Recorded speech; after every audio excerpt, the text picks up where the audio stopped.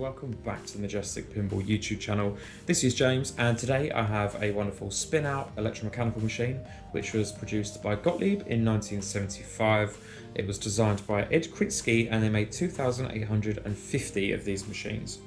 So this is known as a Wedgehead machine made by Gottlieb. They made loads and loads of these games. They were generally single-player electromechanical machines. Obviously, they come from a time where playfields were quite simple. Generally, the machines were quite symmetrical, but they usually had one gimmick, which made for quite interesting gameplay. Spinout's main gimmick is the massive roto unit in the middle of the playfield, which spins around and selects two random numbered targets for you to aim at. The idea of the game is to collect all the numbers 1 to 7 to try and get some replays. So the main idea of Spinout is to collect all the numbers 1 to 7, which you can find on the roto unit in the centre of the playfield. There's certain ways that you can get that to spin. You can go through down either of the returning lanes, you can go through any of the top lanes, or any of the rollovers in the top of the playfield, apart from the centre one. The centre one just collects special, but the A, B, C and D lanes will spin the rotor unit as well. Then obviously shooting the ball into either of the targets collects the number. The idea of that being to complete a sequence of 4 numbers in a row, so either 1 to 4, 2 to 5, 3 to 6, or 4 to 7. Completing 4 numbers in a row will give you a credit.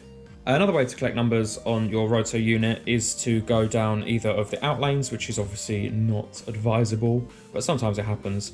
The left out lane will collect the left target, the right out lane, the right target. So if you land on 6 and you need a 6 and it happens to go down the right out lane, it will spot that for you. Now, all over the playfield you have certain rollovers which can be lit for extra pointies. As standard, you have the 2 lanes at the bottom by the flippers and then the 2 either sides. They're going to be 500 points unlit, or when they are lit, they're worth the whole value. Now, the whole value is collected and tied in with the A, B, C and D lanes at the top. So if you roll through A, which I'll explain now. If you roll through A, you get the left in lane lit and a point on the whole value section in the middle.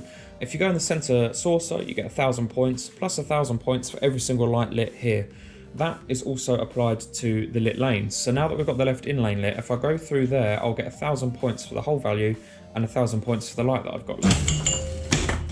So all of a sudden, an in lane that's worth 500 points is now worth 2,000, and that gets multiplied by the more lights you have lit in the middle. So if you complete A, B, C and D,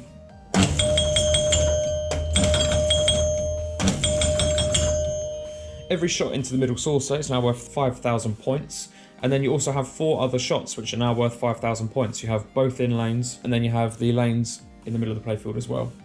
Completing A, B, C and D also lights the centre rollover lane for special, which can be collected only once. So as soon as you've rolled through that lane, you've collected the special, and that is it. Other than that, not too much to this game. You have a few other targets which just can give you a few measly points. Obviously the slingshots just give you 10 points. You've got a couple of switches on either side of these plastics here which give you 10. Switches on the yellow lane guides which give you 10, and then another 2 switches right at the very top of the playfield which award you 10 points. The bumpers are always lit for 100 points no matter what, so every bang on those gives you 100. And apart from that, there are not many point scoring opportunities in this game. So let's fire it up and we will play a few games.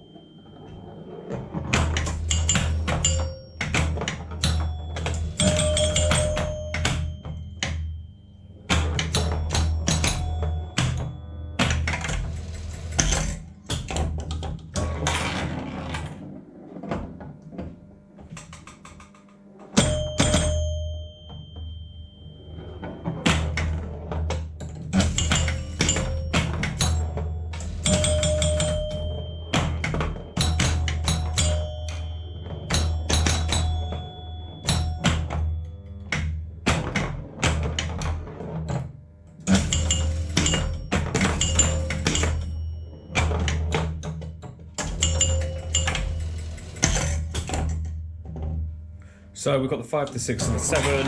If we land on a 4, then we will get one replay.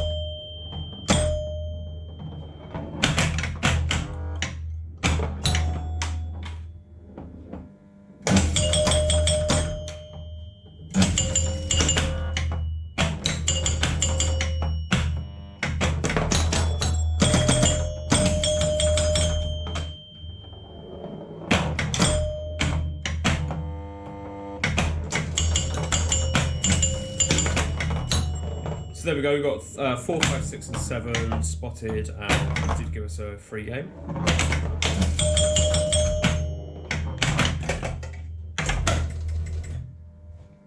And we matched as well, would you look at that? There we go, that was Gottlieb's spin out from 1975. Thank you very much for watching, as always. If you haven't subscribed, please consider, as it does really help the channel, and I shall see you guys in the next video.